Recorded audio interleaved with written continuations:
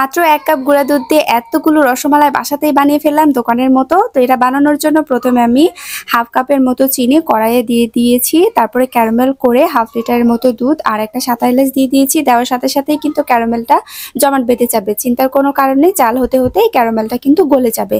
তারপর চুলার জালটা একদম লোতে করে দুধটা জাল হতে দিচ্ছি, আর এইদিকে আমি ডোটা রেডি করে নেব।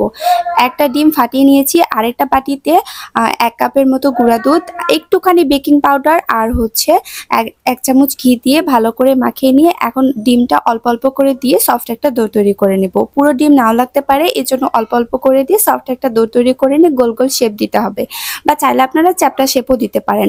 আমার এখানে 1 কাপ গুঁড়া দুধ দিয়ে প্রায় 13 পিসের মতো রসমালাই হয়েছে। তারপর চুলার জালটা কিন্তু বাড়িয়ে দিতে হবে। এখন চুলার জালটা বাড়িয়ে দিয়ে দুধটাও কিন্তু ঘন হয়ে এসেছে, যখন বলক উঠে আসবে তখন রসমালাইগুলো ছেড়ে দিয়ে ঢাকনা দিয়ে 10 মিনিট লো মিডিয়ামে রান্না করে নিতে হবে।